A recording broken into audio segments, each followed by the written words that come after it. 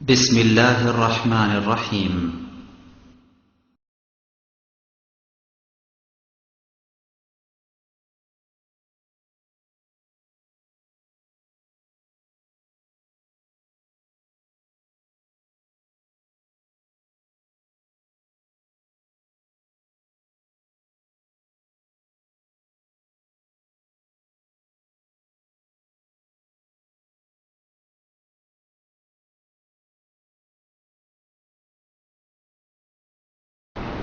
إن الحمد لله نحمده ونستعينه من يهده الله فلا مضل له ومن يضلل فلا هادي له وأشهد أن لا إله إلا الله وحده لا شريك له وأشهد أن محمدا عبده ورسوله أما بعد فإن خير الحديث كتاب الله وخير الهدى هدى محمد صلى الله عليه وسلم وشر الأمور محدثتها وكل محدثة بدعة وكل بدعة ضلالة وكل ضلالة في النار. أعوذ بالله من الشيطان الرجيم. فلما بلغ معه السعي ولكل أمة جعلنا منسكا. عن أنس رضي الله تعالى عنه قال أمر رسول الله صلى الله عليه وسلم বেকাবশাইনে আমলাহাইনে আকরানাইনে রাহুল বুখারী মুসলিম ও ফি রিওয়ায়াতিন আযিমাইনে মাওযুআইনে রাহু ইবনে মাজাহ বিসানাদিন সাহিহ. আন জাবির রাদিয়াল্লাহু তাআলা আনহু قال قال رسول الله صلى الله عليه وسلم আল-বাকারাতান সাবাতিন ওয়াল জাজুরান সাবাতিন রাহু মুসলিম. সম্মানিত মসজিদের মুসল্লি, প্রশংসা আল্লাহর জন্য, শান্তি অবতীর্ণ হোক আল্লাহর রাসূলের উপর সাল্লাল্লাহু আলাইহি ওয়াসাল্লাম. আজ জুমার খুতবায় বক্তব্যের বিষয় কুরবানি. কুরবানি সম্পর্কে গুরুত্বপূর্ণ সংক্ষিপ্ত বিবরণের চেষ্টা করব ইনশাআল্লাহুল আজিজ.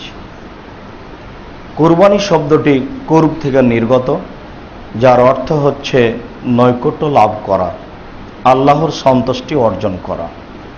আল্লাহকে সন্তুষ্ট করার দুনিয়াতে অনেক বড় বড় মাধ্যম রয়েছে, তার একটি বড় মাধ্যম হচ্ছে কুরবানি. অবশ্যই কুরবানি ফরজ নয়, তবে তা বড় নেকির কাজ.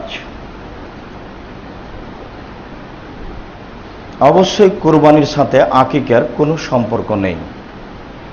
আকিকা পিতার জিম্মেদারি, কুরবানি জিম্মেদারি নয়. মানুষ করলে নেকি পাবে, না করলে নেকি পাবে না. ঠিক যেমন রমজান মাসে ফরজ সিয়ামের সাথে তারাবি, রাতের সালাত তারাবি পড়লে নেকি পাবে, না পড়লে পাবে না. থাকলো রমজান, যা ফরজ মানুষ পালন করতে, তা বাধ্য করতেই হবে যে কোনো মূল্যে, বা অন্যের মাধ্যম দিয়ে করে নিতে হবে, বা অন্য সময়ে করতে হবে, করতেই হবে.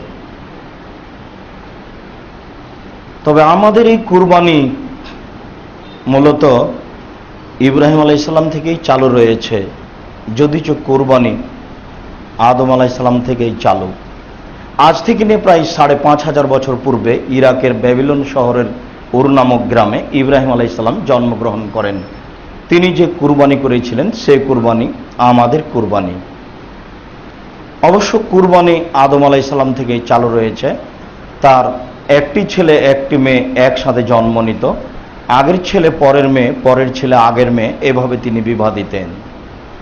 কাবিলের সাথে জন্ম নিয়েছিল ইকলিমা, আর হাবিলের সাথে জন্ম নিয়েছিল লিওয়াজা. ইকলিমা দেখতে বেশি সুন্দরী ছিল লিওয়াজার চেয়ে. সময় আসলে আদম আলাইহিস সালাম ছেলেদের সামনে নীতি অনুযায়ী বিবাহের প্রস্তাব পেশ করলেন. কাবিল তা প্রত্যাখ্যান করল. কাবিল বলল, আমার সাথে যে মেয়ে জন্ম নিয়েছে আমি তাকে বিবাহ করতে ইচ্ছুক। ছেলের এই কথা শুনে আদম আলাইহিস সালাম বললেন, আচ্ছা ঠিক আছে, তাহলে তোমরা আল্লাহর দরবারে কুরবানি পেশ করো, যার কুরবানি কবুল হবে সেই ইকলিমাকে বিবাহ করবে। পিতার পরামর্শ অনুযায়ী কাবিল পেশ করলো কিছু গম, আর হাবিল পেশ করলো দুম্বা। সেই কালে কুরবানি কবুলের পদ্ধতি ছিল, কুরবানি কবুল হলে আকাশ থেকে আগুন এসে জ্বলে যাবে। যদি জ্বলে যায় তাহলে বুঝতে হবে কুরবানি কবুল হয়েছে, আর যদি না জ্বলে থেকে যায় তাহলে বুঝতে হবে কুরবানি কবুল হয়নি। অবশ্য বিষয়টি এখন থাকলে বোঝা যেত কার কুরবানি কবুল হচ্ছে আর হচ্ছে না। আল্লাহ তাআলা বিশেষ দয়া করে কুরবানির গোশত খাওয়ার সুযোগ দিয়েছে, এর অর্থ এই নয় যে অবৈধ পয়সা দিয়ে কুরবানি করতে হবে। মূলত কুরবানি হবে আল্লাহকে সন্তুষ্ট করার জন্য, যে ব্যাপারে আল্লাহ তাআলা বলেছেন, লা ইয়ানালাল্লাহা লুহুমুহা ওয়ালা দিমাউহা ওয়ালাকিন ইয়ানালুহু তাকওয়া মিনকুম। নিশ্চয় তোমাদের গোশত, তোমাদের রক্ত আল্লাহর নিকটে পৌঁছে না, একমাত্র তোমাদের অন্তরই আল্লাহর নিকটে পৌঁছে। যার অন্তর পরিষ্কার, পয়সা বৈধ, তারই কুরবানি কবুল হয়, তাছাড়া হয় না। আকাশ থেকে আগুন এসে দুম্বা জ্বলে গেল, গমগুলি থেকে গেল, এতে কাবিলের রাগ আরো বেশি হয়ে গেল। জনসমাজে কাবিলের একটা বদনাম ছড়িয়ে গেল, কাবিল ভালো মানুষ নয়। কাবিল ভাবল এই অপমান কিভাবে ঠেকানো যায়। আসলে অপমান ঠেকাতে গিয়ে কাবিল তার ভাই হাবিলকে হত্যা করেছে, এ কথাই ঠিক। সে ইকলিমাকে বিবাহ করতে পায়নি বলে তাকে হত্যা করেছে, এ কথা ঠিক নয়। একটা মান সম্মানের ব্যাপার হয়ে দাঁড়িয়েছিল, যা এখনো মানুষ করে। এ কারণেই কাবিল এ কাজ করলো। কাবিল সময় বুঝে তার ভাই হাবিলকে হত্যা করলো, লাশ পড়ে আছে, কি করতে হবে এটা কাবিলের জানা নেই। তবে কাবিল ভাবছে কাজ একটা বড় ভুল হয়েছে। দুটি কাক আসলো, মারামারি করলো, এতে একটি কাক মারা গেল। জীবিত কাকটি মরে যাওয়া কাককে একটা গর্ত খুঁড়ে মাটিতে পুঁতে দিল। কাবিল বুঝতে পারলো হাবিলকে কি করতে হবে, তাই একটা গর্ত খুঁড়ে কাবিল হাবিলকে মাটিতে পুঁতে দিল। আমাদের নবী মুহাম্মদ সাল্লাল্লাহু আলাইহি সাল্লাম বলেন, পৃথিবীতে যত মানুষকে অন্যায়ভাবে হত্যা করা হবে, এতে যত পাপ হবে সমস্ত পাপের সমপরিমাণ পাপ কাবিলের হবে। কেন? কাবিলই সর্বপ্রথম হত্যা প্রথা চালু করেছে। আমাদের নবী মুহাম্মদ সাল্লাল্লাহু আলাইহি সাল্লাম বলেন, পৃথিবীতে যত মানুষকে অন্যায়ভাবে হত্যা করা হবে, এতে যত পাপ হবে সমস্ত পাপের সমপরিমাণ পাপ কাবিলের হবে। কেন? কাবিলই সর্বপ্রথম হত্যা প্রথা চালু করেছে। আমাদের নবী মুহাম্মদ সাল্লাল্লাহু আলাইহি সাল্লাম বলেন, পৃথিবীতে যত মানুষকে অন্যায়ভাবে হত্যা করা হবে, এতে যত পাপ হবে সমস্ত পাপের সমপরিমাণ পাপ কাবিলের হবে। কেননা কাবিলই সর্বপ্রথম হত্যা প্রথা চালু করেছে। বুখারী মুসলিমের এই হাদিসের বিবরণের পরে আপনাকে বলতে চাচ্ছি, পৃথিবীর যে কোনো মানুষের মাধ্যমে বা আপনার মাধ্যমে কোনো যদি পাপ কাজ চালু হয়, ওই কাজ যতদিন থাকবে, যত মানুষ ওই কাজে অংশগ্রহণ করবে, এতে যত পাপ হবে সমস্ত পাপের সমপরিমাণ পাপ আপনার হবে। এটাই চূড়ান্ত। আপনি যদি মারা যান আর এই কাজ যদি চালু থাকে, এই পাপের কাজ, তাহলে এতে যত মানুষ অংশগ্রহণ করবে, এতে যত পাপ হবে সমস্ত পাপ আপনার কবরে যাবে। এর নাম সাদকা জারিয়া পাপ। নেকি যেমন সাদকা জারিয়া থাকে, পাপও তেমন সাদকা জারিয়া থাকে, এ কথাই ঠিক, যা বুখারী মুসলিমের হাদিস দ্বারা প্রমাণিত হয়। আপনি বিশ্বাস করুন, আপনার বাড়িতে একটা টিভির ব্যবস্থা আছে যেটা আপনি করেছেন, দিন রাত নগ্ন মেয়ে নাচে। আপনি কি মনে করেন যে আপনার অবর্তমানে যখন এটা চলবে আর এতে যা পাপ হবে সেই পাপ আপনার কবরে যাবে না? এটা দৃঢ়ভাবে বিশ্বাস করুন, যাবে, নিশ্চিত যাবে, অবধারিত যাবে। মুহাম্মদ সাল্লাল্লাহু আলাইহি সাল্লাম বলেছেন যাবে, অতএব যাবেই যাবে। এর মধ্যে সন্দেহ চুল পরিমাণ আছে, সরিষা পরিমাণ আছে, এটা আপনি মনে করবেন না। নিজের বুদ্ধি বিবেচনা অপরের মাথায় রেখে দিয়ে জান্নাত কেনার চেষ্টা করিয়েন না, ভুল হিসাব। শ্বাস বন্ধ হওয়ার পূর্বেই নিজেকে সংশোধন করার চেষ্টা করুন। আল্লাহ তৌফিক দান করুক, আল্লাহুম্মা আমিন। বলছিলাম আমাদের কুরবানি ইব্রাহিম আলাইহিস সালামের কুরবানি। ইব্রাহিম আলাইহিস সালাম তার স্ত্রী সারাকে সাথে করে এক এলাকা দিয়ে পার হচ্ছিলেন। স্বৈরাচারী শাসক ছিল সে এলাকায়। তাকে বলা হলো, ইব্রাহিম নামে একজন লোক আমাদের এলাকায় প্রবেশ করেছে, তার সাথে একজন সুন্দরী মহিলা রয়েছে যে আরব ভূখণ্ডে সবচেয়ে সুন্দরী। স্বৈরাচারী শাসক তার নিকটে একটা লোক পাঠালো। লোক এসে বলল, আপনার সাথে যে মেয়ে রয়েছে সে কে? ইব্রাহিম আলাইহিস সালাম বললেন, এটা আমার বোন। ইব্রাহিম আলাইহিস সালাম তার স্ত্রীকে বললেন, দেখো সারা, আমি কিন্তু তাদেরকে বলে দিয়েছি তুমি আমার বোন। তুমি যদি এখন বলো সে আমার স্বামী, তাহলে আমি মিথ্যুক হয়ে যাব। তুমি এই কথা মনে রাখিও, এই মাটির উপরে মাত্র দুইজন মুসলমান, আমি আর তুমি, এই হিসেবে আমরা ভাই বোনও বটে। ইব্রাহিম আলাইহিস সালাম কৌশল করে তার স্ত্রী সারাকে রক্ষা করতে পারলেন না। শেষ পর্যন্ত সারাকে স্বৈরাচারী শাসকের নিকটে পাঠাতেই হলো। স্বৈরাচারী শাসকের নিকটে সারা ঢুকতেই ও দাঁড়িয়ে তার সাথে অন্যায় করার চেষ্টা করলো। যখন অন্যায় করার চেষ্টা করলো তখন সারা বললেন, আল্লাহুম্মা ইন কুনতা তা'লাম, হে আল্লাহ তুমি যদি বিশ্বাস করে থাকো, আমানতু বিকা ওয়া রাসূলিকা, আমি সারা তোমাকে বিশ্বাস করি, তোমার নবী ইব্রাহিমকে বিশ্বাস করি। ওয়াহাসানতু ফারজি ইল্লা যাওজি, আমার লজ্জা স্থানকে আমার স্বামী ছাড়া জিন্দেগিতে কোনোদিন কাউকে ব্যবহার করতে দিইনি। এই তিনটা কথা যদি ঠিক হয়ে থাকে, এক, আমি তোমাকে বিশ্বাস করি; দুই, আমি তোমার নবী ইব্রাহিমকে বিশ্বাস করি। ইব্রাহিম আমার স্বামী এ কথা আমি বলছি না, আমি বলছি ইব্রাহিম নবী, এটা আমি মেনে নিয়েছি। তিন নম্বর কথা, আমি আমার স্বামী ছাড়া কোনোদিন আমার লজ্জা স্থানকে অবৈধভাবে কাউকে ব্যবহার করতে দিইনি।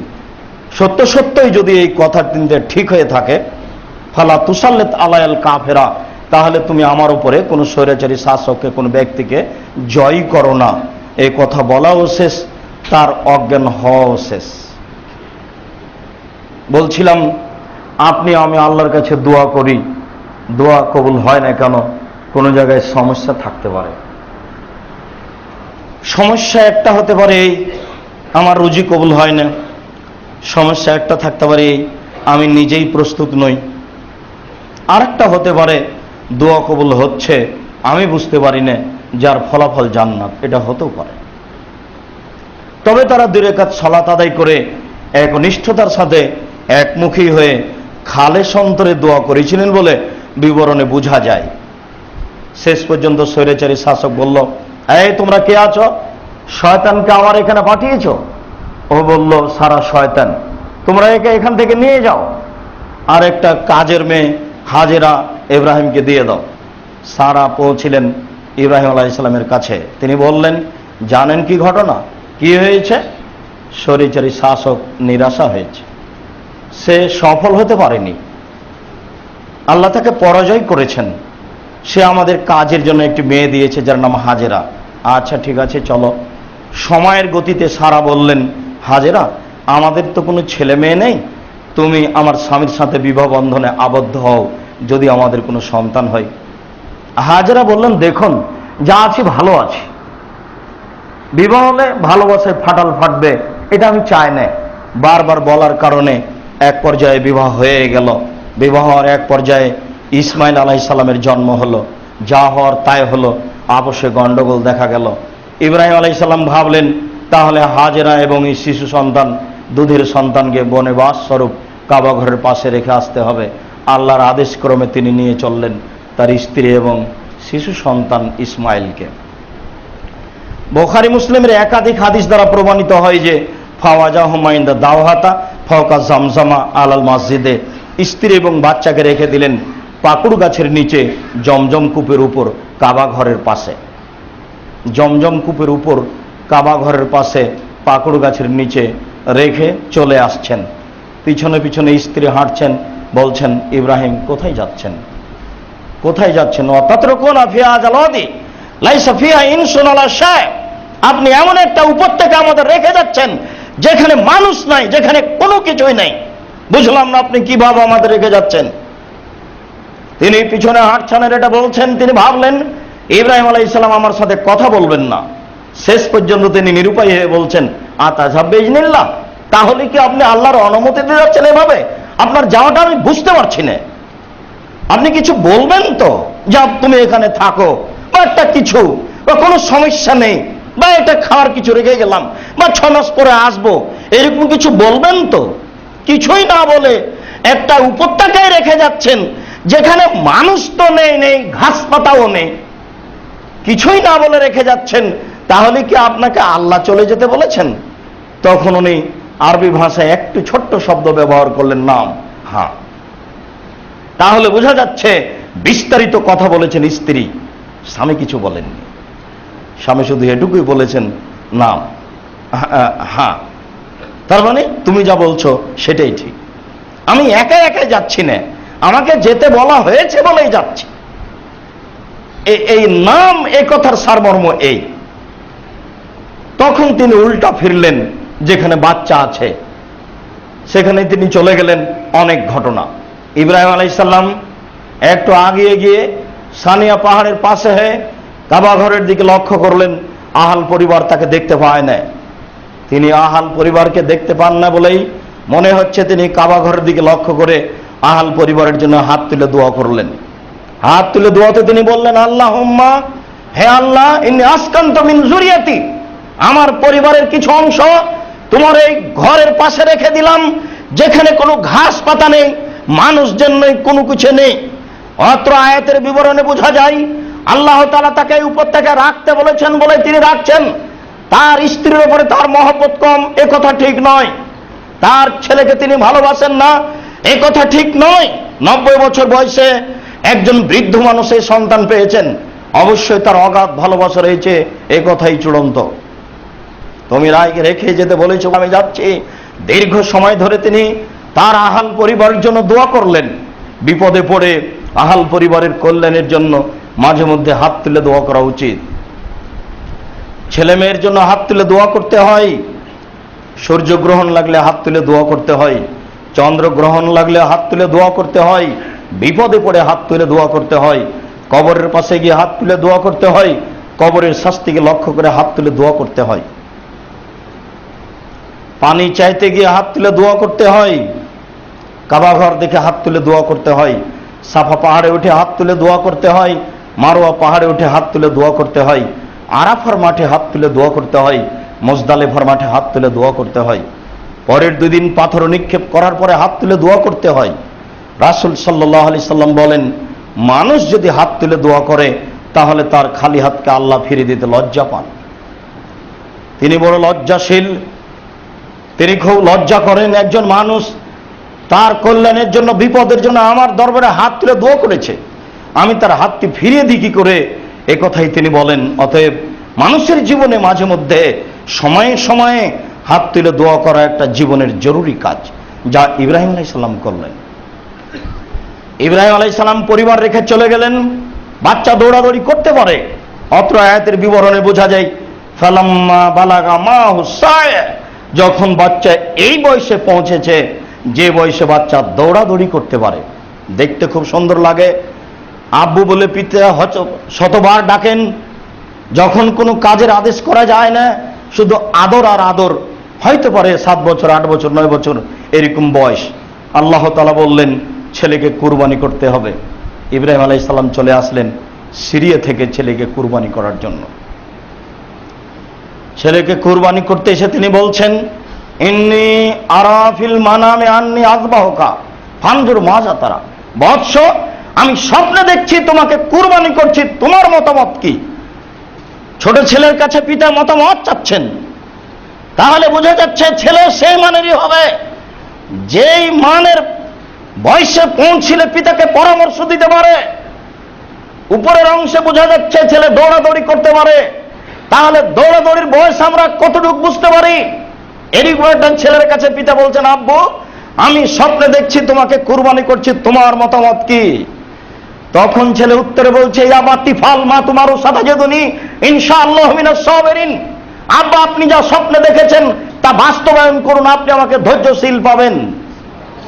ছেলেকে বলতে হবে আপনি আমাকে ধৈর্যশীল পাবেন, এটা একটা কম কথা নয়।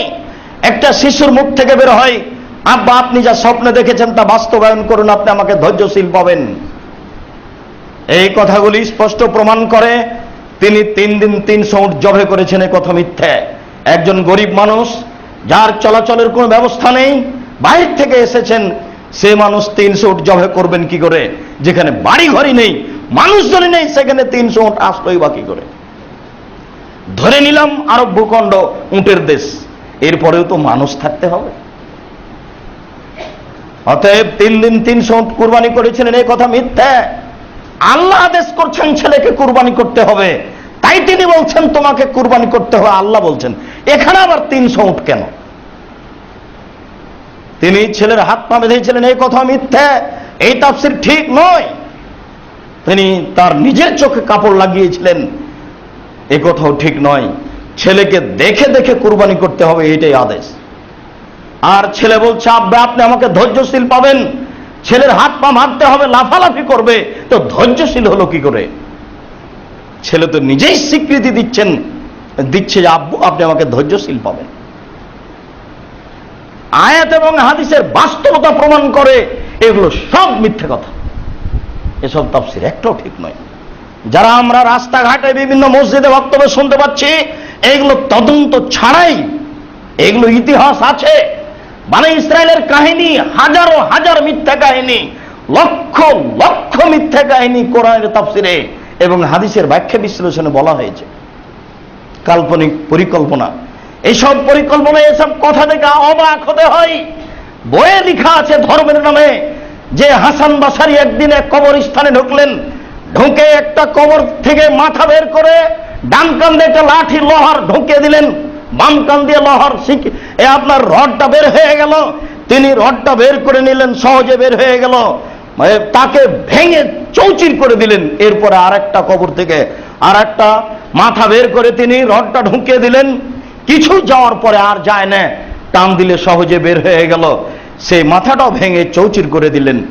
আবার একটা কবর খনন করে আর একটা মাথা বের করলেন, রড ডান কান দিয়ে ঢুকিয়ে দেওয়া হলো, কিছু দূর পরে আর যায় না, টান দিয়ে আসেও না। তখন জোর করে বের করে এই মাথাটা আর একটা গর্ত খনন করে পুঁতে দিলেন। হাসান বাসারি কবরস্থান থেকে বের হতে দেখেন রাবিয়া বাসারি দরজায়। রাবিয়া বাসারি বলছেন কি ব্যাপার, ঘটনা, রাত্রে আপনি এই কাজ করলেন কেন? তখন হাসান বাসারি বলছেন দেখুন, ওই যে প্রথম কবরের প্রথম মাথাটি ছিল, কোরআন হাদিসের কথা শুনতো, ডান কান দিয়ে শুনতো, বাম কান দিয়ে বের করে দিত, আমল করতো না, এই জন্য এটা করলাম। দ্বিতীয়, কোরআন হাদিসের কথা শুনতো, মনেও রাখতো, কিন্তু আমল করতো না, এই জন্য এটা করলাম। তৃতীয়, কোরআন হাদিসের কথা শুনতো, আমল করতো, এই জন্য মাটিতে পুঁতে দিলাম।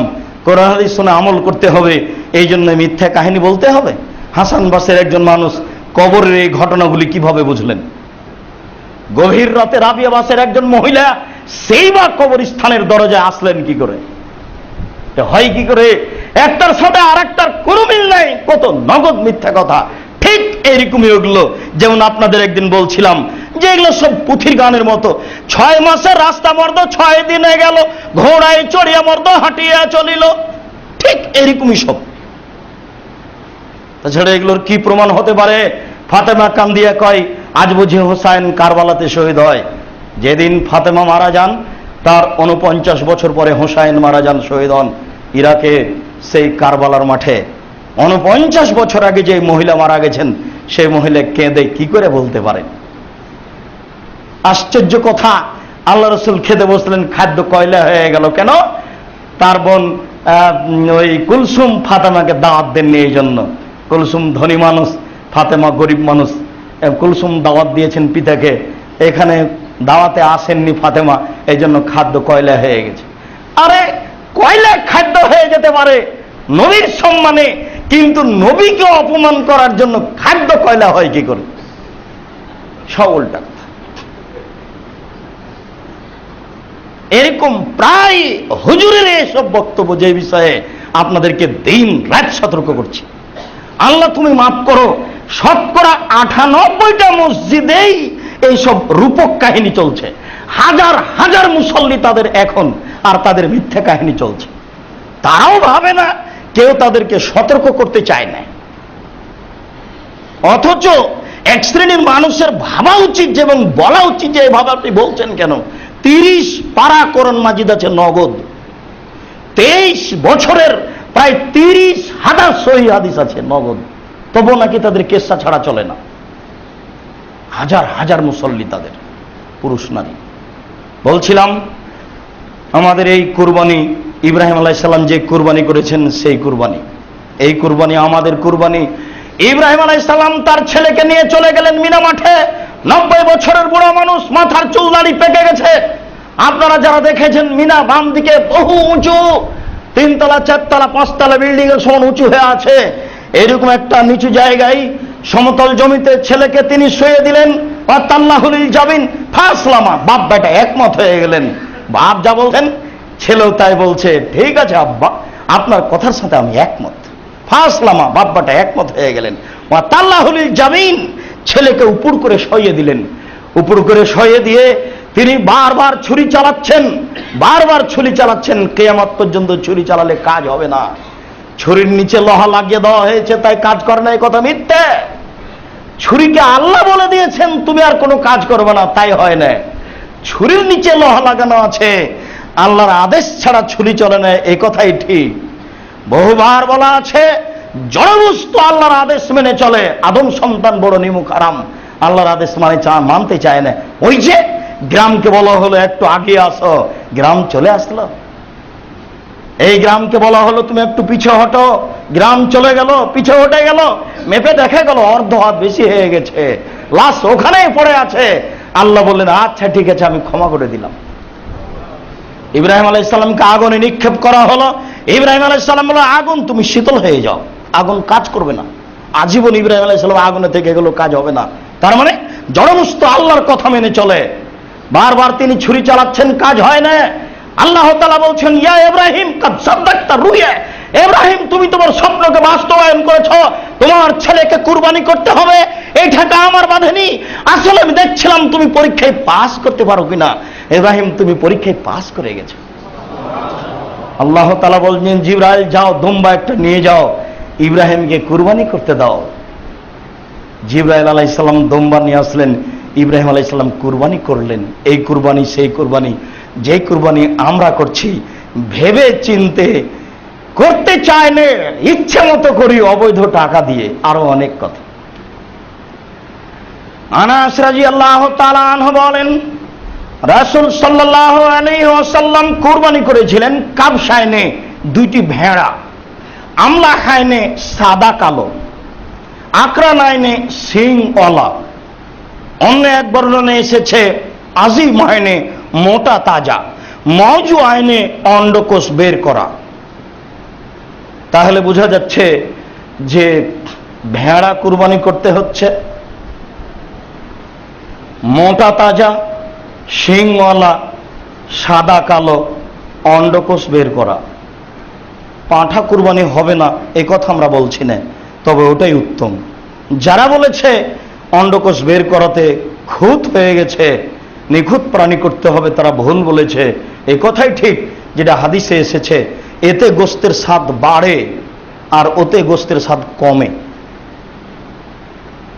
আয়েশা রাদিয়াল্লাহু তাআলা আনহা বলেন আমার রাসূলুল্লাহ সাল্লাল্লাহু আলাইহি সাল্লাম বেকাবশিন আকরানিন, রাসূল সাল্লাল্লাহু আলাইহি সাল্লাম একটি ভেড়ার আদেশ করলেন কিনতে। এটাও আলা সাওয়াদিন, কালোতে হাঁটে, হেব্রক আলা সাওয়াদিন, কালোতে শয়, ওয়ানজুর আলা সাওয়াদিন, কালোতে দেখে। অত্র বিবরণে বোঝা যাচ্ছে কালো প্রাণী ভালো হতে পারে বা গোস্তের স্বাদের 19-20 হতে পারে, তবে তিনি কেন এটা বলেছেন এই কথা মানুষ জানে না। মানুষেরা ভাবে যে তিনি কালোর এসব সাইডগুলি উল্লেখ করলেন কেন, কোনো রহস্য থাকতে পারে যেটা মানুষে জানে না।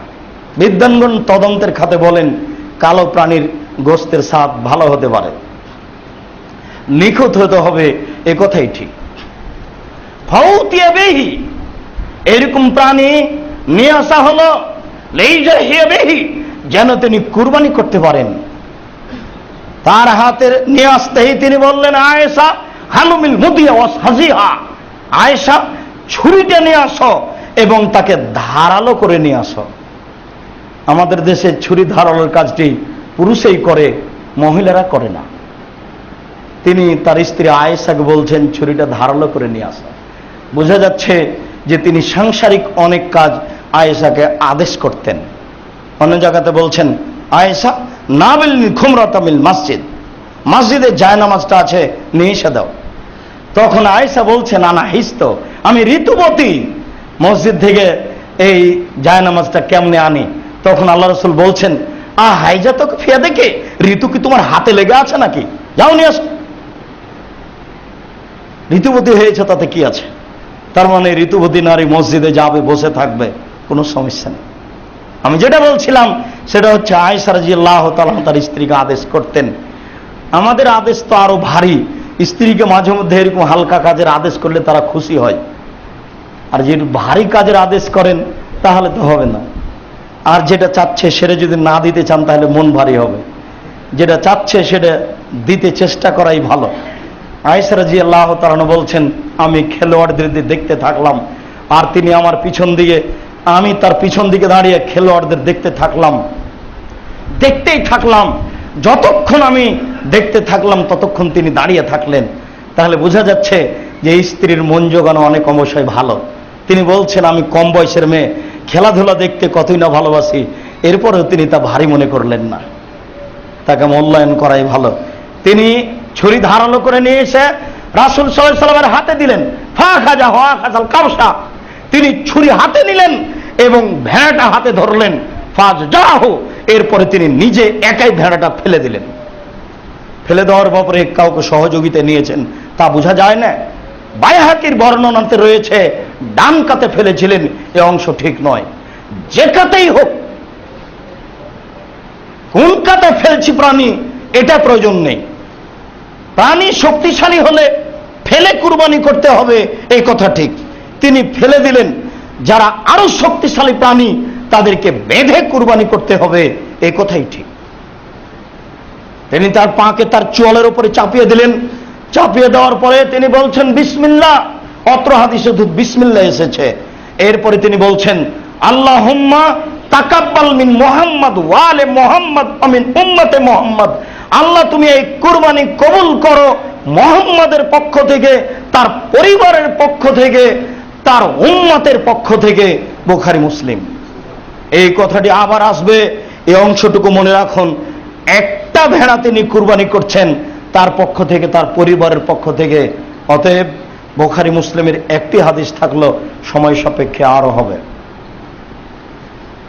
আলী রাদিয়াল্লাহু তাআলা আনহু বলেন, আমার রাসূলুল্লাহ সাল্লাল্লাহু আলাইহি সাল্লাম আন নাস্তারসিফাল আইনা ওয়াল উজনা, আল্লাহ রাসূল আমাদেরকে আদেশ করলেন যে আমরা প্রাণী কেনার সময় তার চক্ষু এবং লেজ এগুলি দেখে নিব। আর নাস্তাসরিফাল আইনা ওয়াল উজনা, চক্ষু এবং কান দেখে নিব। ওয়াল্লা নুজাহিয়া, আমরা কুরবানি করব না বেমুকাবালাতিন ওয়ালা মুদাবারাতিন ওয়ালা খারকা ওয়ালা শারকা। কান ছিদ্র আছে সামনের দিক থেকে পিছনের দিক থেকে, এমন প্রাণী কুরবানি করব না। কান কেটে আছে সামনের দিক থেকে পিছনের দিক থেকে, এমন প্রাণী কুরবানি করব না। এই কথা আল্লাহ রাসূল আমাদেরকে আদেশ করলেন। আলী রাদিয়াল্লাহু তাআলা আনহু বলেন, আর আলী রাদিয়াল্লাহু তাআলা আনহু কাল, রাসূল সাল্লাল্লাহু আলাইহি সাল্লাম বলেছেন, আলী রাদিয়াল্লাহু তাআলা বলেন, আল্লাহ নুজাহিয়া না রাসূলুল্লাহ সাল্লাল্লাহু আলাইহি নুজাহিয়া, রাসূল আমাদেরকে নিষেধ করলেন যে আমরা কুরবানি করব আন আযাবাল উজনি ওয়াল আইনে, চক্ষু এবং কানে ক্ষতি আছে, নষ্ট আছে এরূপ। লেজে কানে চোখে কোনো ত্রুটি আছে এরকম প্রাণী কুরবানি করতে আমাদেরকে রাসূল সাল্লাল্লাহু আলাইহি সাল্লাম নিষেধ করলেন। বারা ইবনে আযিব রাদিয়াল্লাহু তাআলা আনহু বলেন, রাসূল সাল্লাল্লাহু আলাইহি সাল্লাম বলেছেন, ইত্তাকা মিনাজ যাহায়া ওয়া আশারা বিয়াদিহি আরবান। তিনি বললেন কুরবানিতে চারটে জিনিস লক্ষ্য করা জরুরি।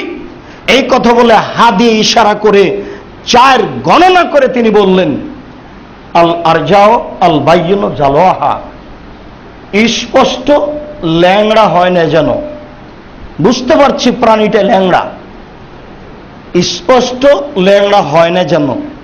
অল আওয়ারাও আল বাইয়িনু আওয়ারাহা, স্পষ্ট কানা হয় না যেন।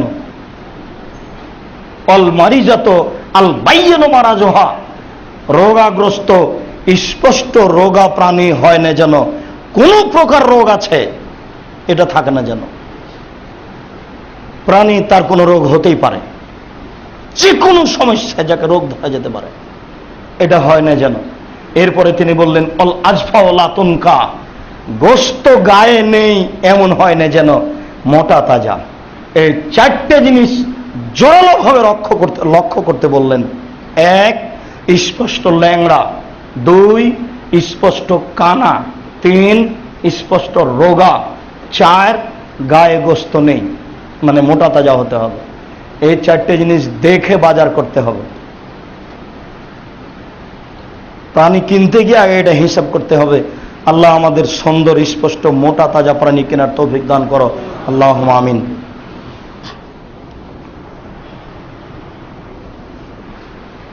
আলহামদুলিল্লাহি ওয়াহদা ওয়াসসালাতু ওয়াসসালামু আলা মান লা নাবিয়্যা বাদা। সম্মানিত মসজিদের মুসল্লি, আমরা বিবরণে বুঝতে পারছিলাম খুব সুন্দর নিখুঁত মোটা তাজা প্রাণী কিনতে হবে কুরবানির জন্য। জাবের রাদিয়াল্লাহু তাআলা আনহু বলেন, রাসূল সাল্লাল্লাহু আলাইহি সাল্লাম বলেছেন, লা তাসবাহু ইল্লা মুসিন্না, দাঁত ছাড়া তোমরা কুরবানি করো না। দাঁত ছাড়া কুরবানি করো না, এই কথাই ঠিক। 1 বছর হলে কুরবানি করতে হবে এ কথা ঠিক নয়, বরং দাঁতলে কুরবানি করতে হবে এ কথাই ঠিক। কুরবানির নামে 1টা বছর পার হয়ে গেছে, এটাই কুরবানি করতে হবে, এই হিসাব কেন মাথায়? ওকে বিক্রি করে দেন, তার চেয়ে একটা কম দামে নেন, তার চেয়ে বেশি দামে নেন, দাঁত খোলা হতে হবে, এটাই ঠিক।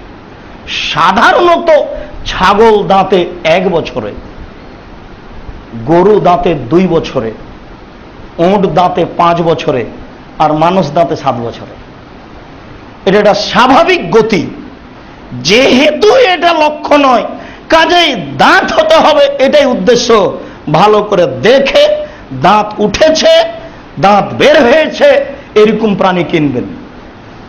জাবের রাদিয়াল্লাহু তাআলা আনহু বলেন, রাসূল সাল্লাল্লাহু আলাইহি সাল্লাম বলেছেন, আল বাকারাতুন সাবাতিন ওয়াল জাজুরান সাবাতিন, একটি গরু কুরবানি করতে হবে 7 জনের পক্ষ থেকে, একটি উট কুরবানি করতে হবে 7 জনের পক্ষ থেকে।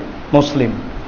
অত্র বিবরণে বোঝা যায় একটি গরুতে 7 জন অংশগ্রহণ করবে, একটি উটে 7 জন অংশগ্রহণ করবে, যদিচ ঘটনাগুলি সফরের সাথে জড়িত। এরপরে আমরা এইভাবে বলতে চাচ্ছি, অত্র বিবরণে 7 জন বোঝা যায়, 7 পরিবার বোঝা যায়।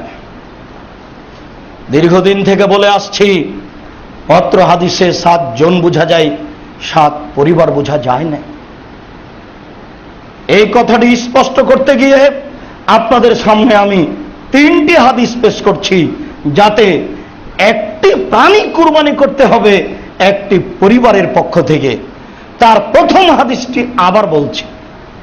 রাসূল সাল্লাল্লাহু আলাইহি সাল্লাম বললেন, বিসমিল্লাহ, আল্লাহর নামে কুরবানি করছি। তারপর তিনি বললেন, আল্লাহুম্মা, হে আল্লাহ, তাকাব্বাল মিন মুহাম্মাদিন ওয়া আলি মুহাম্মাদিন, তুমি এই ভেড়াটি কবুল করো মুহাম্মাদের পক্ষ থেকে, তার পরিবারের পক্ষ থেকে। কেন এ কথা বললে হয় না? আল্লাহ তুমি কুরবানি কবুল করো মুহাম্মাদের পক্ষ থেকে, আবু বকর সিদ্দিকের পক্ষ থেকে, উমরের পক্ষ থেকে, আলী উসমান 7 জনের পক্ষ থেকে, যেমন আপনার দাবি।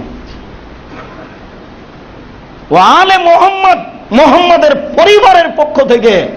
অত্র বুখারী মুসলিমের বিবরণী স্পষ্ট প্রমাণ হয় যে তিনি তার এবং তার পরিবারের পক্ষ থেকে একটি প্রাণী কুরবানি করেছিলেন।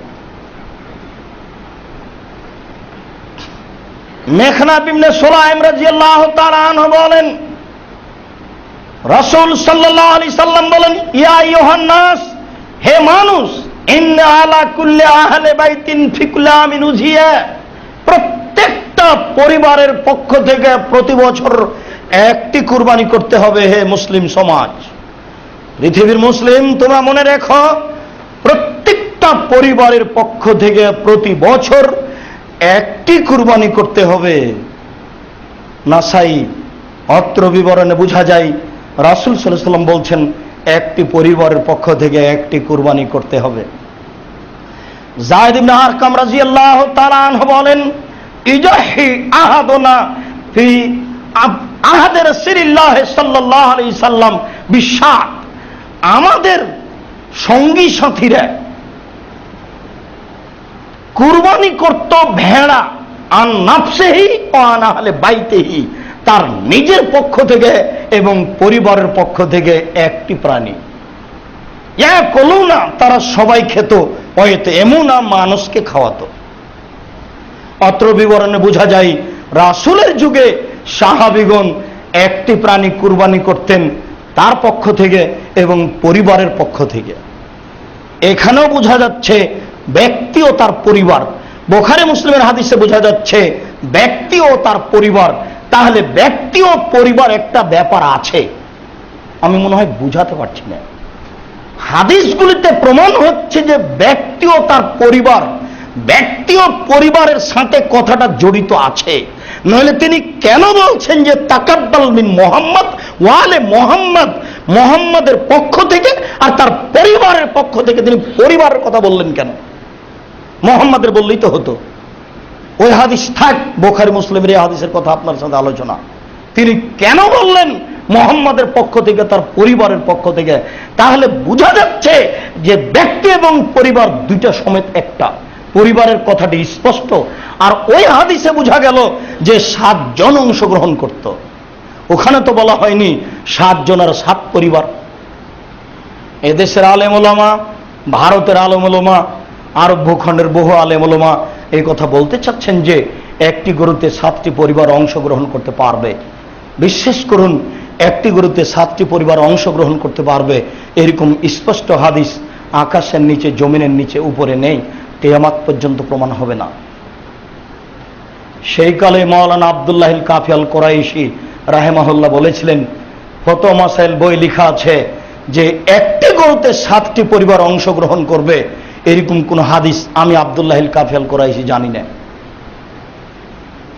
তিনি খুব বড় সুপণ্ডিত ছিলেন, তদন্ত করে কলম ধরেছেন। অতএব একটি গরুতে 7টি পরিবার অংশগ্রহণ করবে এই কথাটা মাথা থেকে আগে নামাতে হবে, তারপরে কুরবানি। কুরবানি আমাকে আপনাকে দিতে হবে এই কথা তো বলিনি। প্রথমে বলেছি কুরবানি নেকির কাজ। টাকা বেশি আছে, রাজস্থান থেকে উট কিনে নিয়ে আসেন, দেন। টাকা কম আছে, মোটা তাজা ষাঁড় কুরবানি করেন। তার চেয়ে টাকা কম আছে, খাসি কুরবানি করেন। তার চেয়ে টাকা কম আছে, যেগুলো ছাগি কয়েকবার বাচ্চা দিয়েছে সেটা কুরবানি করেন, টাকা কম লাগবে। তার চেয়ে টাকা কম আছে, ভেড়া কুরবানি করেন। একটা ভাগে যত টাকা লাগবে ওই টাকাতে আজও বাজারে 2টা ভেড়া পাওয়া যাবে। আজও যতই দ্রব্যমূল্য বেশি হোক ভেড়ার দাম কম, যতই দ্রব্যমূল্য বেশি হোক প্রাণীর দাম বেশি হোক ছাগির দাম কম, যার কয়েকবার বাচ্চা হয়েছে। আপনি ওইখানে গেলেন কেন? যেহেতু নেকি উদ্দেশ্যে কাজ হচ্ছে, কাজে এইখানে আসেন এই পদ্ধতিতে। টাকা পয়সা বেশি আছে, আপনি 50টা কুরবানি করেন, 10টা কুরবানি করেন। আলী রাদিয়াল্লাহু তাআলা বলছেন রাসূল সাল্লাল্লাহু আলাইহি ওয়াসাল্লাম বিদায় হজে 100টি গরু কুরবানি করেছিলেন, তিনি নিজে হাতে জবাই করলেন 63টি কুরবানি। 63টি প্রাণী তিনি নিজ হাতে করলেন। এরপরে বললেন, আলী তুমি বাকি কুরবানি করো। 3 ভাই ঢাকায় থাকেন, কেন বললেন আব্বাকে যে আপনি একটা কুরবানি করেন, আমরা সবাই খাবো, থাকবো একসাথে, পৃথক পৃথক টাকা পয়সা ইনকাম হচ্ছে। আমরা এই কথা বলি না যে আপনার কুরবানি হবে না। তবে পিতার হাতে টাকা দিয়েছেন, আপনি মনে করেন শুধুমাত্র এই পিতার কুরবানি হলো, আপনাদের হয়নি। আপনার পিতার হয়েছে, আপনারা সবাই খান, আমরা খেতে নিষেধ করিনি। বরং আমরা এইভাবে বলতে চাচ্ছি যে আপনার পিতার নামে একটা করেন, আর আপনারা 3 ভাই 3টা খাসি জবাই করেন। সংকীর্ণতা ভিতরে ঢুকলো না, এটা তো নেকির কাজ। 5-7টা করেন, 10-12টা করেন, 20টা 50টা করেন, যত করবেন তত নেকি বেশি হবে, নেকির কাজ। টাকা নাই করিয়েন না। আবু বকর সিদ্দিক রাদিয়াল্লাহু তাআলা, ওমর রাদিয়াল্লাহু তাআলা মাঝে মধ্যে কুরবানি করতেন না, এটা যেন ফরজ মনে না হয়। অতএব রাসূলের সুন্নাত মনে করে, নেকি বড় নেকির কাজ মনে করে বৈধ পয়সায় বেশি বেশি কুরবানি করতে হবে। আমরা এই পর্যন্ত বলে স্পষ্ট মুসল্লিদের বলতে চাই, 7 ভাগের বিষয়টি 7 জন, 7 ভাগের বিষয়টি 7 পরিবার নয়, এতে অস্পষ্টতা থাকে না যেন। 7 ভাগের বিষয়টি 7 জন, 7 ভাগের বিষয়টি 7 পরিবার নয়। আবারও বলতে চাচ্ছি, পরিবারের বিষয়টি আছে, একাধিক হাদিস দ্বারা প্রমাণিত হয়। তাই তো রাসূল বলছেন যে আমার পক্ষ থেকে, পরিবারের পক্ষ থেকে। অতএব পরিবারের পক্ষ থেকে একটা মোটা তাজা কুরবানি করুন। কুরবানির সাথে আকিকার কোনো সম্পর্ক নেই। আকিকা হচ্ছে পিতার জিম্মেদারি, ছেলে মেয়েকে উপার্জন করে খাওয়াতে হবে, এটা যেমন জরুরি জিম্মেদারি। 7 দিনের দিন একটা ভেড়া ভেড়ি, ছাগল ছাগি, দুম্বা দুম্বি কুরবানি আকিকা করতে হবে, এটা পিতার জিম্মেদারি। আকিকার প্রাণী কানা, ল্যাংড়া, মোটা তাজা, খোড়া, রোগা কিছু দেখতে হবে না। 7 দিনে দিন একটা প্রাণী আকিকা করতে হবে, এটা জরুরি। 14 দিনে আকিকা করার হাদিস ঠিক নয়, 21 দিনে আকিকা করার হাদিস ঠিক নয়। জীবনে একদিন আকিকা করা যে হাদিস বাতিল, মিথ্যা। অতএব 14 দিনের সুযোগ নেই, 21 দিনের সুযোগ নেই, জীবনে একদিন আকিকা চলে, এগুলো তোর কোনো সুযোগ নেই। 7 দিনে দিনে আকিকা করতে না পারলে আল্লাহকে বলতে হবে, আল্লাহ ভুল হয়ে গেছে, তুমি মাফ করো। আবার আকিকার 3 ভাগ, কুরবানির 1 ভাগ সব মিলে একসাথে সেরে নেওয়া হলো, এটা একবারে নগদ মিথ্যে। আর উল্লেখ্য যে গরু দিয়ে আকিকা চলে না, উট দিয়ে আকিকা চলে না, এসব হাদিস ঠিক নয়। আকিকার ব্যাপারে ছাগল ছাগি, ভেড়া ভেড়ি, দুম্বা দুম্বি, এই 6 শ্রেণী, 3 প্রাণীর 6 শ্রেণী। আর কুরবানির ব্যাপারে ছাগল ছাগি, ভেড়া ভেড়ি, দুম্বা দুম্বি, গরু গাভী, উট উটনি, মহিষ মহিষী, গরুর মধ্যে মহিষ অন্তর্ভুক্ত। যদিচ আমরা আমাদের রাজশাহী চাঁপাইনবাবগঞ্জে মা চাচির মুখে ছোটতে শুনতাম যে মহিষের কুরবানি চলবে না, কেন? তার গায়ে লোম কম, আর প্রত্যেক লুমে একটা করে নেকি হবে। গরুর গায়ে অনেক লোম, অতএব গরু কুরবানি করতে হবে। কথাটাতে যুক্তি আছে, কিন্তু হাদিসটা মিথ্যে, বানাওয়াট, রূপক। কিয়ামতের মাঠে ওই প্রাণীর গোশত, ওই প্রাণীর খুর, চামড়া সব দাড়ি পাল্লায় চাপিয়ে দেওয়া হবে, এ কথাও মিথ্যে। প্রত্যেকটা লুমে একটা করে নেকি হবে, এ কথাও মিথ্যে। কুরবানি হচ্ছে নেকির কাজ। আল্লাহ তাআলা বলছেন যে প্রত্যেকটা পরিবারের জন্য একটি কুরবানি, অলিকুল্লি উম্মাতিন জাল মানসাকান। প্রত্যেকটা যুগেই, প্রত্যেকটা নবীর অধীনে আমি কুরবানির ব্যবস্থা করেছি। অতএব তোমরা কুরবানি করো। তোমাদের কুরবানির গোশত, তার রক্ত, তার কিছু আমার নিকটে পৌঁছে না, তোমাদের অন্তর আমার কাছে পৌঁছে। অতএব বৈধ পয়সা দিয়ে কুরবানি করো। সম্মানিত মসজিদের মুসাল্লি, কুরবানির গোশত 3 ভাগ করতে হবে, এই বিবরণে কোনো স্পষ্ট হাদিস, তাফসির, কোরআন ব্যাখ্যা বিশ্লেষণ দেখা যায় না। একটি হাদিস এসেছে, তার জাল তো নয়, মানে কোনো ভিত্তি নাই কিভাবে 3 ভাগ করা হলো। আল্লাহ তাআলা বলছেন, কুলু আতমুল বাইস ওয়াল ফাকির, তোমরা কুরবানির গোশত খাও আর দুস্থ গরিব ফকির মিসকিনকে খাওয়াও। আবু হুরায়রা রাদিয়াল্লাহু তাআলা আনহু বলেন, রাসূল সাল্লাল্লাহু আলাইহি ওয়াসাল্লাম বললেন, কুলু আতমু ওয়াদ্দাখিরু, তোমরা কুরবানির গোশত খাও, দুস্থ গরিব মিসকিনকে খেতে দাও, আর জমা করে রাখো। জমা করে আপনি ফ্রিজে রেখে দেন, 6 মাস রাখেন, বছর রাখেন, কোনো দোষ নেই। তবে রাখা যায় এ অনুমতিতে 40 কেজি গোস্তের 2 কেজি দিলেন ফকির মিসকিনকে, আর 38 কেজি রেখে দিলেন সারা বছর খাওয়ার জন্য। আল্লাহ কি বুঝে না? কাকে ফাঁকি দিতে চাচ্ছেন? কুরবানির গোশত ফকির মিসকিনকে আপনি দিতে বাধ্য, দিতেই হবে। হিন্দু মানুষ চাইতে এসেছে কুরবানির গোশত ফকির, তাকেও দিতে হবে। সেই হিন্দু, মুসলমান, বৌদ্ধ, খ্রিস্টান আপনার দেখার সুযোগ নেই, যেই চাইতে এসেছে তাকে দিতে হবে, এটাই শরীয়ত। কুরবানির গোশত আপনি দিতে বাধ্য। আকিকার গোশত আপনি দিতে বাধ্য নন। আকিকার গোশত আমার নিজের ব্যাপার, আকিকার ওই চামড়াটা নিজের ব্যাপার, কি করব সেটা আমার ব্যাপার। আত্মীয় স্বজনকে দিব কি দিব না সেটা আমার ব্যাপার। দুইটার সাথে কোনই সম্পর্ক না। আপনাকে আমি কি দিয়ে বোঝাই? আকিকা ভিন্ন জিনিস, কুরবানি ভিন্ন জিনিস। আকিকা ভিন্ন জিনিস, কুরবানি ভিন্ন জিনিস। আকিকা নেকির কাজ নয়, আকিকা হচ্ছে পিতার জিম্মেদারি। যেহেতু জিম্মেদারি, কাজে গোশত কি করবে তার ব্যাপার, ওর চামড়া কি করবে তার ব্যাপার। যেহেতু কুরবানি নেকির ব্যাপার কাজে আপনার অধিকার চলে না, এখানে আল্লাহ এবং আল্লাহ রাসূল যেটা বলেছেন সেটা আপনাকে মেনে নিতে হবে, নিজে খেতে হবে, ফকির মিসকিনকে দিতে হবে। আপনার মানুষজন নেই, 2 কেজি রাখেন, 38 কেজি দিয়ে দেন। আছে 20 কেজি রাখেন, 20 কেজি দিয়ে দেন। পরিস্থিতিটা আপনি করেন, আপনার ভিতরে সংকীর্ণতা আসে না যেন, কৃপণতা আসে না যেন, কৃপণতা করে ফলাফল হবে না। অতএব দিতে শিখুন আর খেতে শিখুন, এটাই হচ্ছে শরীয়ত। দিতে শিখুন আর খেতে শিখুন, এটাই হচ্ছে শরীয়ত। তবে 1 ভাগ ফকির মিসকিন, 1 ভাগ আত্মীয় স্বজন, 1 ভাগ নিজে, এ বিবরণও ঠিক নয়। আত্মীয় স্বজনের ভাগটা এত জোরালো ভাবে এখানে বসলো কেন? তা আল্লাহ বললেন যে আপনি আর ফকির মিসকিন, তা আত্মীয় স্বজন কোথা থেকে আসলো? অন্য সময়ে ফজলিয়াম পাঠাবেন না, এখন কুরবানির গোশত পাঠাবেন সম্পর্ক বজায় রাখার জন্য? এ তো শেরশাহের পরিকল্পনা, গ্রাম্য পঞ্চায়েত টিকিয়ে রাখার পরিকল্পনা। ওই হিসাব কেন এখানে? রাখেন, দেন, আত্মীয় স্বজনকে দিতে নিষেধ করিনি, কিন্তু আত্মীয় স্বজনের নামে যে ভাগ হচ্ছে এটা চলবে না। এরপরে বলছি যে 3 ভাগ করলে পাপ হবে, গুনাহ হবে, কথা আমরা বলছি না। একটা হিসাবে রাখেন আর দেন। তবে বিভিন্ন এলাকাতে, বিশেষভাবে রাজশাহী, চাঁপাইনবাবগঞ্জ এলাকাতে 3 ভাগ করার পরে 1 ভাগ রেখে আসে, সবাই মিলে রেখে বেশ একটা বড় পালা হয়।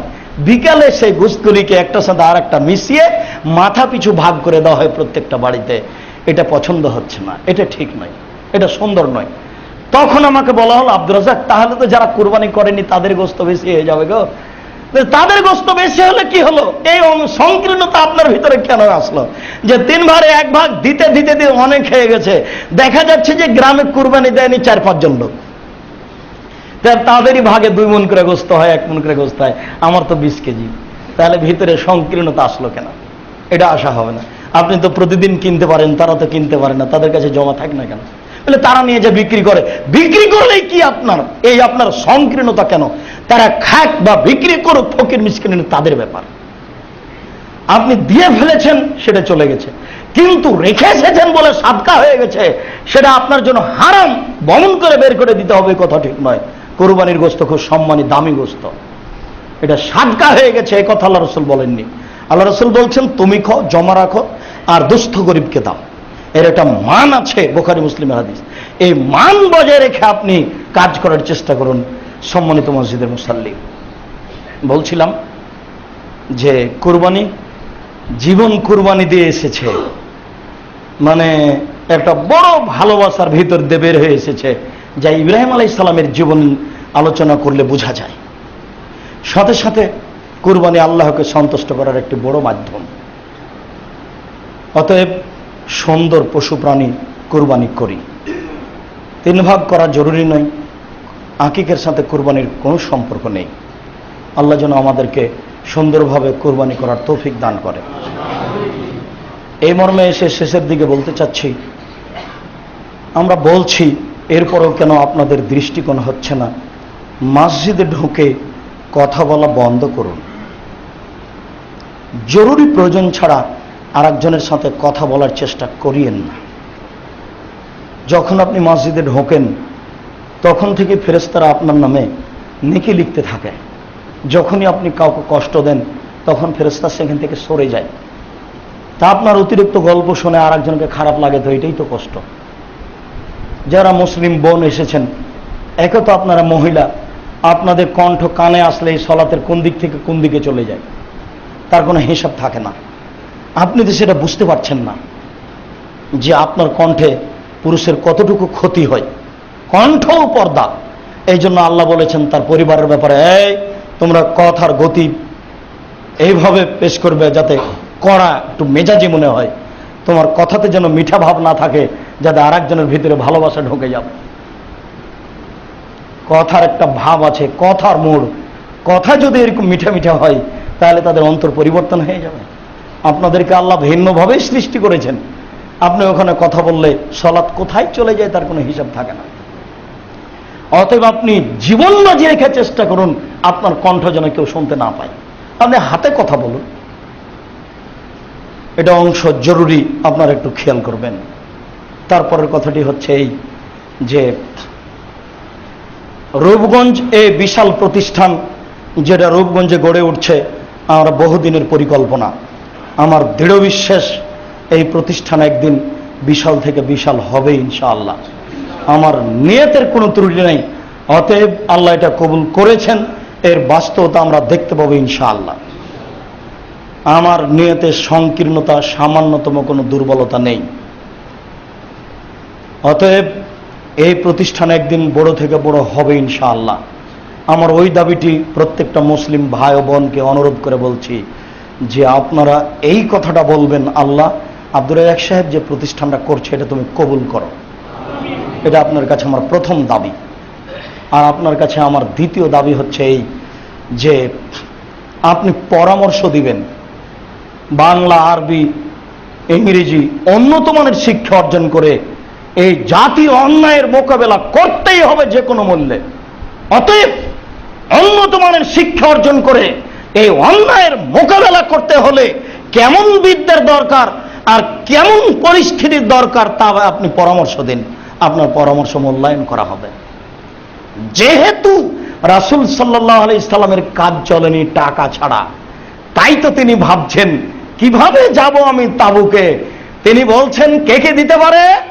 তো আবু বকর সিদ্দিক, উমর বলছেন আমার সংসারের অর্ধেক দিলাম। আবু বকর সিদ্দিক বলছেন আপনাকে এবং আল্লাহকে বাড়িতে রেখে যা আছে সবই দিলাম। তখন উসমান রাদিয়াল্লাহু তাআলা আনহু বলছেন যে যত মানুষ যাবে তাদের অর্ধেকের যাতায়াত খরচ, খাওয়া খরচ আমি দিলাম। তখন রাসূল খুশি হয়ে গেলেন, মুখখানে একবার উজ্জ্বল হয়ে গেল। ঠিক এরকম কথা আরেকবার এসেছে, কয়েকজন বাহির থেকে মানুষ এসেছে, বাড়িতে কিছুই নাই খাওয়ার, একবার ভেতরে ঢোকেন একবার বাইরে আসেন, আর মুখখান বিবর্ণ হয়ে গেছে। এতগুলো মানুষকে কি খাওয়ার দেব, কোন পথ নেই।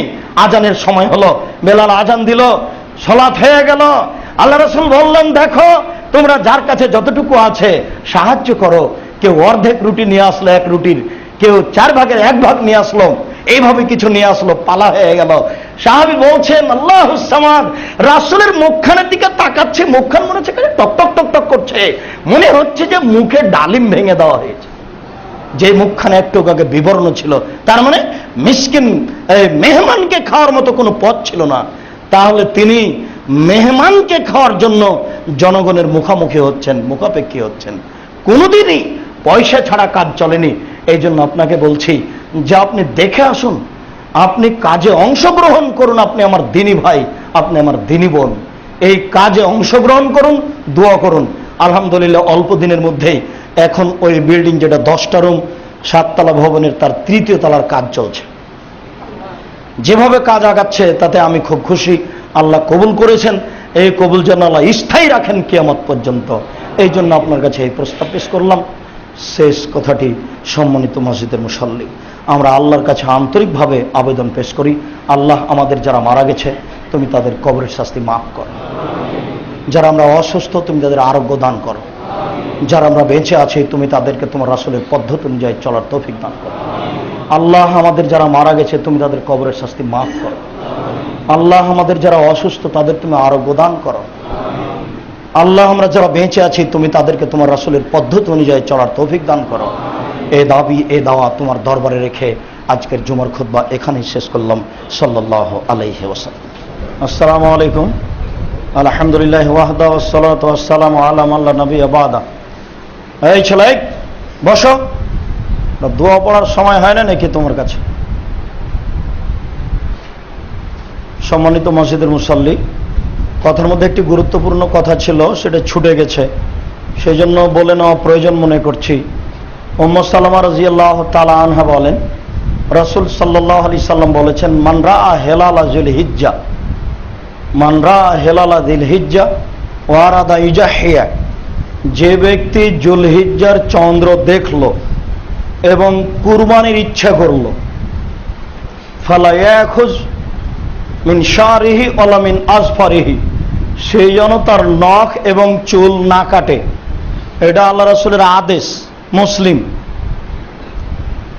অত্র আদেশে বোঝা যায় যে এটা একটা জরুরি পালনীয় কাজ। চন্দ্র উঠলে নখ এবং চুল কাটা যাবে না। নখ চুল কাটা যাবে না এই কথার অর্থ এই নয় যে জুলহিজ্জার চন্দ্র উঠলে কোনো প্রাণী জবে করা যাবে না, এই কথা নয়। গরু ছাগল মুরগি আপনি নির্ধারিত সময়ে প্রয়োজনে জবে করেন, শুধুমাত্র এই দুইটি কাজ। যদিচ কোনো কাজের ব্যাপারে রাসূল সাল্লাল্লাহু আলাইহি সাল্লাম এই কাজগুলি থেকে নির্ধারিত 40 দিন উল্লেখ করেছেন, তবে গোফ এবং নখের ব্যাপারে তিনি সময় উল্লেখ করেননি। গোফ কাটবেন, নখ কাটবেন আপনার বিবেক অনুযায়ী, যেন বড় না থাকে। রাসূল সাল্লাল্লাহু আলাইহি সাল্লাম বলেছেন যে নবীগণের বৈশিষ্ট্য 10টি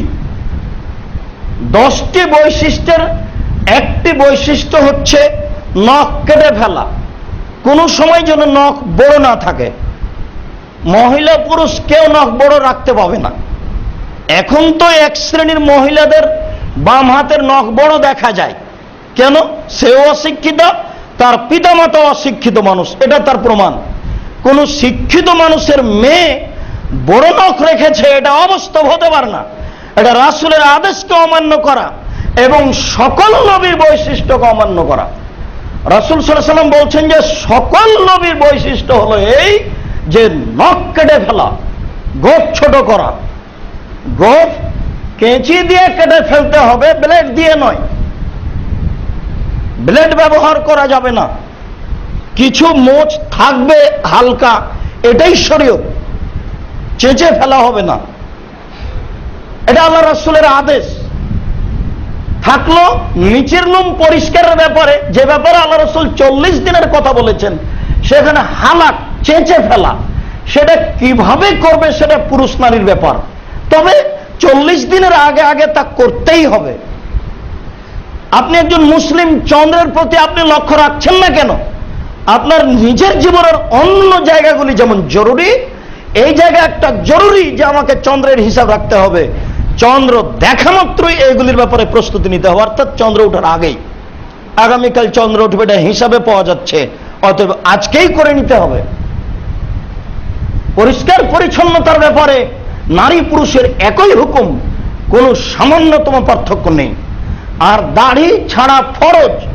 দাড়ি চেঁচে ফেলাও যায় না, ছোট করাও যায় না। চেঁচে ফেলাও হারাম, ছোট করাও হারাম। চেঁচে ফেললে ও নারীর সাদৃশ্য হয়ে গেল, যে ব্যাপারে রাসূল সাল্লাল্লাহু আলাইহি ওয়াসাল্লাম বলেছেন যারা একজন আর একজনের সাদৃশ্য অবলম্বন করে তাদের প্রতি অভিশাপ, তাদের প্রতি অভিশাপ, তাদের প্রতি অভিশাপ। আল্লাহ আপনাকে দাড়ি দিয়েছেন পুরুষের পরিচয়, আপনি আমার নারী সাজছেন কেন? এটা কেন? এমনিতেই দাড়ি চেঁচে ফেললে চোখের পাওয়ার কমে যায়, এমনিতেই দাড়ি চেঁচে ফেললে পুরুষত্বা শক্তি কমে যায়। ও মহিলা তো বুঝে না, তাই তার কাছে দাড়ির ওপরে আপত্তি। অথচ দাড়ি একটু ছোট ছোট থাকলেই নারী কষ্ট পায়, অসুবিধা হয়, সেটা তার কাছে ভারী নয়, দাড়ি ভারী। তার মানে সে জন্মসূত্রেই ইসলামী পরিবেশে গড়ে উঠতে পারে না, উঠে না, সেই জন্য তাকে এটা ভারী লাগছে।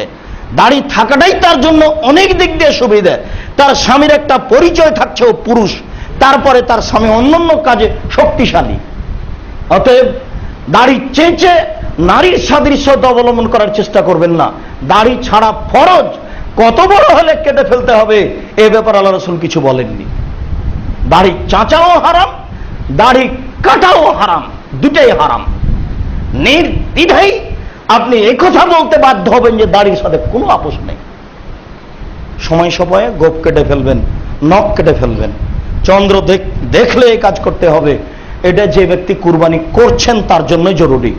আহাল পরিবার সবার জন্য জরুরি, এটা বোঝা যায় না, তবু সবাই পালন করুন, এর একটা নেকি আছে, আল্লাহ নেকি দিবেন। সম্মানিত মসজিদের মুসল্লি, গুরুত্বপূর্ণ কথাটি বলতে চাইলাম, এই রাসূল সাল্লাল্লাহু আলাইহি ওয়াসাল্লাম আদেশ করেছেন এই জুলহিজ্জার চন্দ্র দেখার সাথে সাথে যারা কুরবানি করছে তারা যেন তাদের নখ এবং চুল না কাটে, এ ব্যাপারে প্রস্তুতি নেবেন। আল্লাহ আমাদের কুরবানি করার তৌফিক দান করুক, কুরবানি কবুল করুক, এবং এই বিষয়ে যেগুলো বৈশিষ্ট্য নবীগণের সেগুলো পালন করার তৌফিক দান করুক। আল্লাহুম্মা আমিন। আসসালামু আলাইকুম। আরাফার সিয়াম একদিন, সময় আমার আরাফা, আরাফার সিয়াম একদিন, যেদিন হাজিগণ আরাফার মাঠে থাকবেন। আরাফার মাঠের একদিন সিয়াম পালন করলে 1 বছর আগের 1 বছর পরের 2 বছরের পাপ ক্ষমা হবে, এ কথাই ঠিক, হাদিস মুসলিম। অতএব 2 বছরের পাপ ক্ষমা হবে এই আশা নিয়ে আরাফার দিনের সিয়াম পালনের চেষ্টা করবেন, নফল সিয়াম। আল্লাহ কবুল করুক। আসসালামু আলাইকুম।